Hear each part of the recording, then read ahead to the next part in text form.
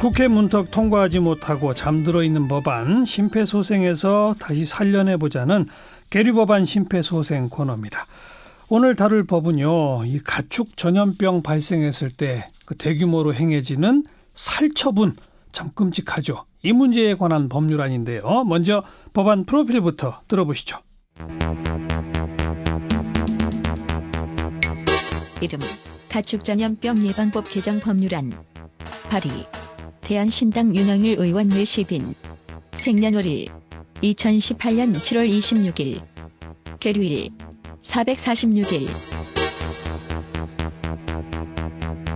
아프리카 돼지열병 확산을 막기 위한 방역과 예방적 살처분이 대규모로 진행되고 있습니다. 하지만 일부 지역에서는 반경 3km 밖에 있는 사육 농가까지 살처분 대상에 포함되면서 같은 자치단체 안에 있다는 이유만으로 살처분되는 건 억울하다는 축산 농가들의 목소리도 나오고 있습니다. 살처분 매몰지 인근 주민들의 반발과 침출수 오염, 살처분에 동원된 사람들의 트라우마 문제도 제기되고 있는데요. 가축 전염병이 발생할 때마다 부각되는 살처분 논란, 합리적인 개선 방안은 없는 것일까요? 네, 이 가축 전염병 예방법 개정 법률안 대표 발의하신 대한신당 윤영일 의원 스튜디오에 나오셨습니다. 어서 오십시오. 윤영일입니다. 네. 감사합니다. 많은 국민들이 공감할 겁니다. 우선 이 문제의식에 아유 끔찍하죠. 그 살아있는 짐승들을 억지로 강제로 죽여가지고 땅에 파묻고 뭐 심지어는 죽이지도 않고 그냥 산채로 파묻고 막 그랬었잖아요. 네네. 못할 짓이죠. 지금 이 법 만들어야 되겠다 이렇게 뭐 하게 된 무슨 배경이 있었습니까? 우리 가축 전염병 최근에 들어서도 이제 아프리카 돼지 열병 ASF라고 합니다만 이러한 것들에 대한 방역 작업이 국가적인 큰 이슈가 됐는데요. 이러한 이 살처분 현장을 보면 무분별하게 뭐 살처분이 이루어지고 있고요. 그러니까요.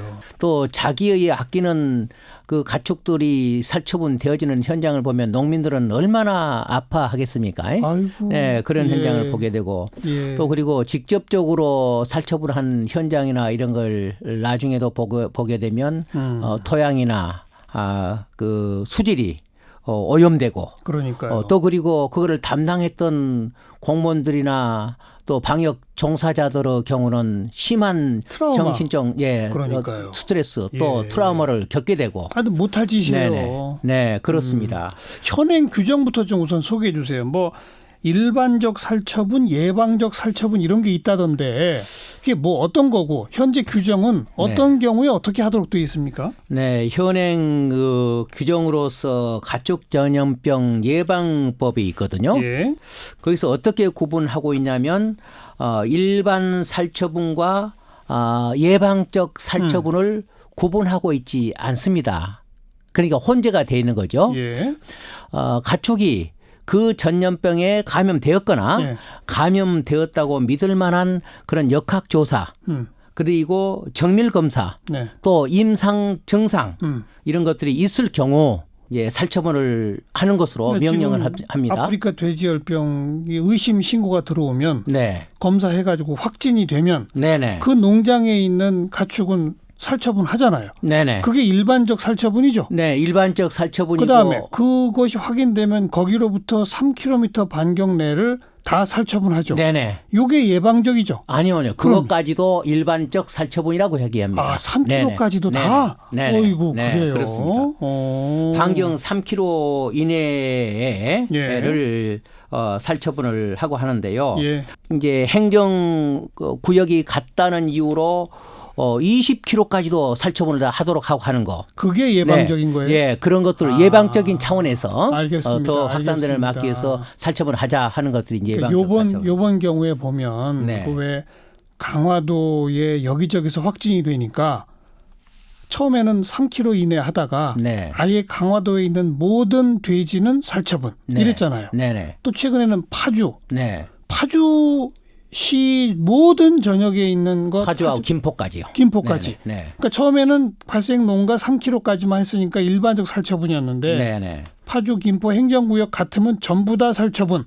요게 예방적이다 이 말이군요. 네, 그런 개념으로 이해를 하시면 될 것 같습니다. 왜냐하면 명확하게 지금 현재 법령상으로 그런 것들을 구분하고 있지 아니하고 하기 때문에 문제라 이 말씀인 거죠. 그러니까 추상적으로 규정이 되어 있는데 재량이 따릅니다. 재량에 따르고 네네. 제가 기사 제목을 보니까 돼지가 행정구역 따지나 뭐 이런 제목이 있더라고요. 네, 맞습니다. 예를 들어서 네. 파주 발생 농가로부터 파주시라고 하는 이유 때문에 모든 돼지가 살처분돼야 한다면 네네. 사실은 파주시는 아니지만 거리상은 그 농가에서 더 가까운 데도 있을 거 아니에요. 네네, 맞습니다. 거기는 빠지잖아요. 네네. 이런 거 어떻게 생각하십니까? 그러니까 전염병이 행정구역에 따라서 전염되거나 그 멧돼지나 이런 것들이 돼지도 이동되고 그런 게 아니잖아요. 멧돼지가 네. 행정구역 네. 따져서 네. 다니냐고요. 네, 예. 그렇습니다. 예. 그래서 그런 데가 문제가 있고요. 가장 중요한 거는 문제가 되었던 우리 강화 지역, 파주, 김포 지역 이런 데 다 같이 마찬가지로 아직까지도 감염 경로를 정확하게 파악을 하지 못하고 있거든요. 모른다는 거죠. 감염 경로가 정확하게 파악하지 못한 상황에서 그리고 똑같이 역학조사도 그것이 확실히 그런 거다 아닌 것에 대한 검증이 없이 예방 쪽으로까지 행정구에 갔다 또 앞으로 예방을 해야 된다는 차원에서 뭐 반경 20km까지도 살처분을 해버린다고 하면 예. 역학조사 없이도요. 예. 그렇게 해버린다고 한다면 이거는 아니다. 살처분만이 능사가 아니다.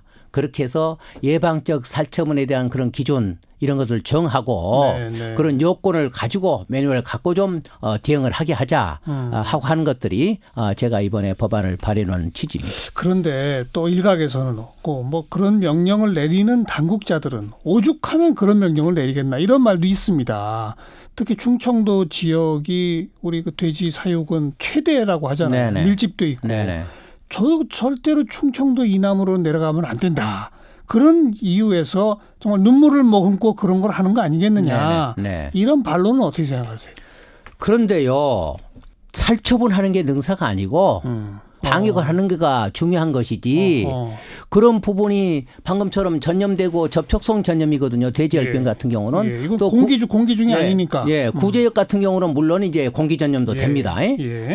그렇게 하고 하는 건데 방금처럼 구체적인 어떤 그런 지침이나 이런 것들 두지 아니하고 무조건 다 살처분을 해버린다고 하고 하는 거는 네. 맞지 아니하다. 그나저나 이 어마어마한 거 살처분하는 그 땅은 누구 땅이에요? 어떻게 구합니까? 그런 경우는 이제 공유지도 많이 이제 씁니다. 그래야 될 거 아닙니까? 왜냐하면 사유지 같은 건 내놓으려는 사람들이 없고 하기 때문에요. 누가 내 땅에 그걸 하겠어요? 네. 그런데 이제 그 매몰 초본을 해야 될 인근 지역을 찾아야 되기 때문에 당연히 사유지가 있는 거고요. 공유지가 없을 경우는 그 인근 지역 중에서도 또 뭐 주택 밀집 지역, 하천 지역 뭐 이렇게 도로 하천 주변에 이런 지역 같은 거는 피해야 되거든요. 왜 전염 또 가능성이나 그렇죠. 오염될 가능성이 가장 높은 지역들이기 때문에 하천 지역이나 상수원 구역 가까운데 이런 데 같은 건 안 되지 않습니까? 그런 거를 쉽게 내놓으려고 할 사람이 잘 없으니까. 소유주뿐 아니라 인근 주민들도 반대할 거 아니에요. 마찬가지입니다. 왜냐하면 그게 오염이 될 수 있고 지하수 오염이 되고 침술수 유출도 있고 그렇죠. 생태계 파괴가 되어지고 한다는 것을 의식을 하기 때문에 그래서 신고도 잘 하지 않을 뿐만 아니라 그 부분에 대한 걸 피하려고 하니까 오죽했으면 공유지 이런 데다 묶어봤더니 문화재 유적지협회에 그게 들어섰더라 하는 얘기도 나오겠습니까? 실제니까요. 네네.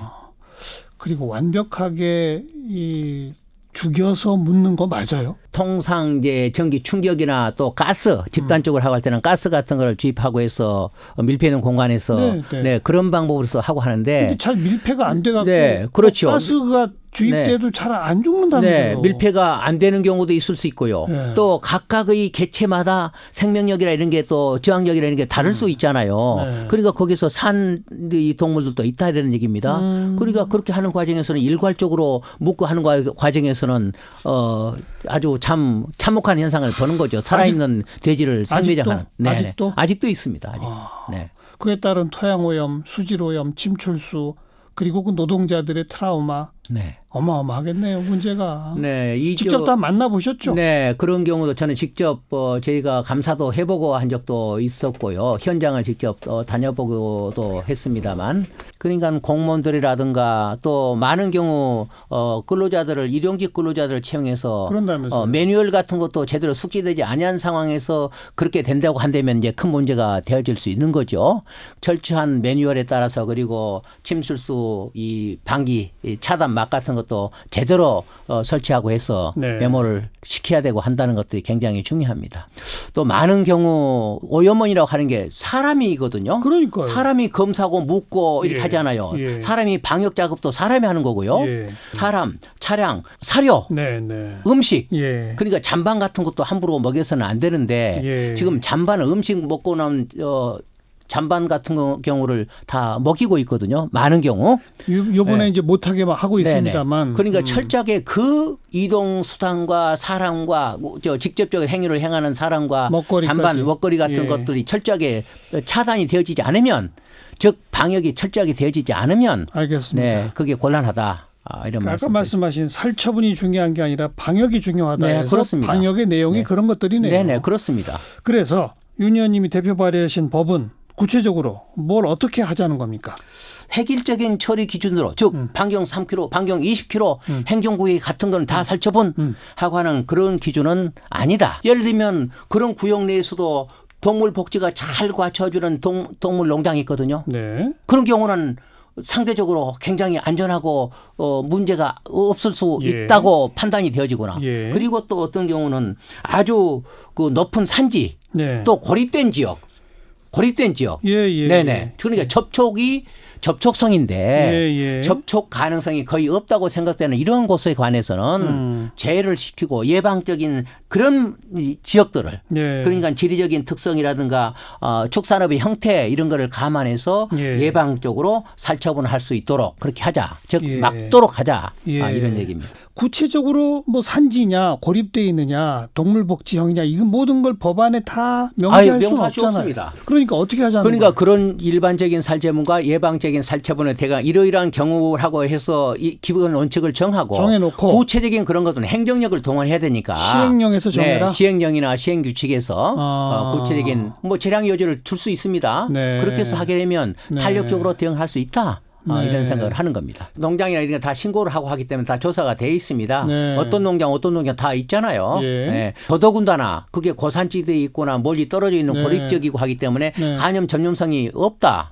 즉 이동이나 이게 접촉 가능성이 별로 없다 하는 것도 있다 이런 얘기입니다. 네. 동물 농장의 복지 농장, 복지 동물 농장. 그러니까 네. 즉 의원님이 주장하신 대로 법 개정이 이루어지고 시행령이 마련되면 이번처럼 네. 김포 파주는 무조건 살처분 그 지역 전체는 무조건 이건 또 불가능해지는 거죠. 전체가 불가능해진 게 아니고요. 네. 그 중에서 선별적으로 이거 공무원들 싫어해요, 좋아해요? 이 법 개정안. 농림부가 방금처럼 그런 것들을 예방적인 살처분 요건이나 이런 것들을 시행령에 규정해서 그렇게 하고 한다면 탄력적으로 즉 재량을 보유권을 갖고 그렇게 하고 할 수 있는 여건들이 네. 좀 어렵지 않느냐. 줄어든다.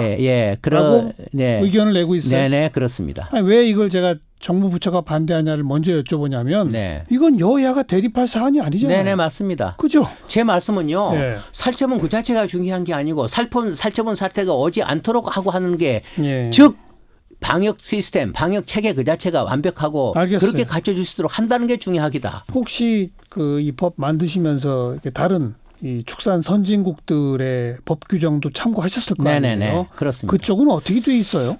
제가 보면요 뉴질랜드 같은 이런 곳 같은 경우는 우리나라 이제 축사나 이런 것들이 축산 형태 자체가 밀집식이거든요. 네, 밀집이 이제 공장식이거든요. 다 같이 모아놓고 이렇게 하는데 우리나라 여건상 좁은 국토에다가 여러 가지 여건상 그렇게 하기는 어렵습니다만 외국 같은 경우는 이런 밀식이나 이런 거를 못하게 하는 나라도 있습니다. 뉴질랜드 같은 아예 법으로 금지가 돼 있습니다. 예. 그런 경우가 있고. 네. 살처분에 관한 외국의 법조항은 어떻게 되어 있어요? 그 스탠드 스틸 해가지고 이동 중지 명령이나 그 방역 이런 시스템을 굉장히 강하게 하는 그런 방법으로 네. 그렇게 하고 있습니다. 그런 데는 살처분이라는 거 자체가 없어요, 그러면? 살처분이 있죠. 매몰 처분을 하죠. 있죠. 선진국 같은 경우는 방금처럼 어느 정도의 재량성을 갖고 이미 판단해서 그렇게 하는 방식을 취하고 있습니다. 지금 윤 의원께서 법 개정안 낸 것처럼 네네. 지금 이 법안 어느 상임위 소속이죠? 농해수위 소속이죠? 농해수위 소속입니다. 지금 뭐 법안 심사 소위까지라도 갔나요? 소위에 들어가 있습니다. 소위에서 논의된 바가 있어요? 소위에서는 방금 논의되어 있기 때문에 농림부 입장에서는 방금처럼 그런 반대 의견을 냈다 이런 얘기입니다. 이미 한번 논의가 됐는데 네네. 농림부가 반대 의견을 내서 그런 이유로 추진이 안 되고 있군요. 네네 그렇습니다. 이거 통과시키려면 어떻게 합니까 그러면? 그러니까 이제 방금 같은 이런 취지 같은 거를 이해를 하고 그리고 살처분만이 그 대안이 아니다, 능사가 아니다. 즉 방역 시스템 이런 것들을 갖추고 하는 것들이 중요하다. 네. 그리고 어차피 전체적으로 모든 것들을 일정 구역 내에 예방할 수 있는 것인데도 불구하고 다 이 살처분을 한다고 하는 것들이 방안이 아니지 않습니까? 다행히도 이번에 정부 측에서도 그 방역 그 시스템 상의 그 완충지 같은 걸 설정해서 일정 지역에 그 말 그대로 버퍼 존이죠. 완충지를 설정해서 그 내에서 차량이나 사람 이런 것도 교류하고 이동하게 만들고 그 이상으로는 못 나가게 하고 하는 그런 방법도 있더라고요. 그런 방법을 도입하고 했던 것들은 저는 좋은 방안이었다고 생각을 합니다. 예. 정부 부처가 그냥 무조건 반대만 할 게 아니라 내용을 좀 이렇게 수정합시다라는 의견을 좀 내는 게 맞는 거 아니겠어요? 네, 정부에서는 축산, 양돈, 농가 이런 것들을 다 파악을 하고 있고 알고 있는 거니까요. 그러니까 좀 그런 적극적인 자세를 정부 부처가 보여주기를 바라고요. 네네. 그래서 또 논의가 좀 진전돼서 법 개정이 가능해지기를 바라겠습니다. 우리도 선진국형의 전염병 사람이 예방법 가야죠. 못할 짓이죠. 네네, 안 그렇습니까? 네. 대한신당 윤영일 의원이었습니다. 고맙습니다. 네, 감사합니다.